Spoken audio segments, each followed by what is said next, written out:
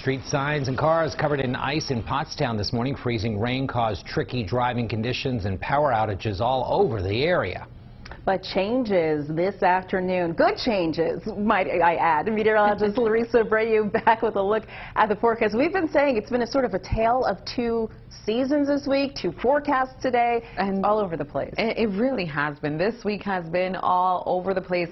On Wednesday, let me remind you guys, it was 72 degrees here in Philadelphia. This morning we were tracking ice, and now that that system has exited, we are going to see some clearing and temperatures actually climbing into the upper 40s and low 50s in some spots, but that does come accompanied with very strong winds. Let's go ahead and take a look at Storm Scan 3. This storm was so impressive to watch, and it moved through the region. I had this looping at every 12 hours, and you can see just how much precip was associated with it.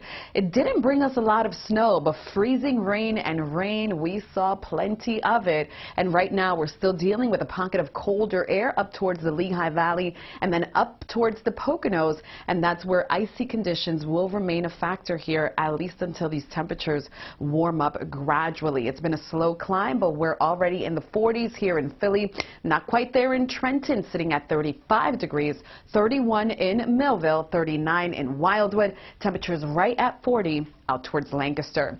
Take a look at the clouds. They're pretty thick, but they will continue to break as the day progresses. 41 the temperature out the door. It only feels like it's 32 though, and winds have already kicked up. They're out of the west, sustained between 15 and 20 miles an hour. But during the height of the afternoon, these winds will be gusting closer to 30 miles an hour. Now, any damaged trees from all that ice this morning can certainly take another hit with these winds, so please prepare for that. We're still not quite out of the woods with this system. We do have the winds here for the very tail end of it, and then these winds gradually diminish as we wrap up our Friday. And speaking of tonight, our sun sets at 5:48, and that brings a total daylight time of 11 hours, 8 minutes, and 23 seconds. That's definitely a milestone for us as we inch closer and closer to spring.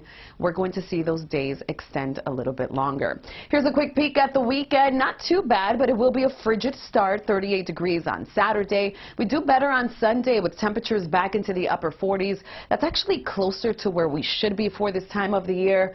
But don't get used to it, because you guessed it, another blast of Arctic air arrives here for our Monday, and you can see what it does to our temperatures. 38 degrees on Monday, certainly below average, and that's exactly how we wrap up the month of February. We welcome March, and notice these icons. Lots of sunshine here, mix of sun and clouds to kick off the month of March. Temperatures rebound nicely in the 50s, and notice how we stay put there into early next week. I'm really not tracking any rain for much of the new work week. Maybe some rain to kick off next weekend, but that's about it.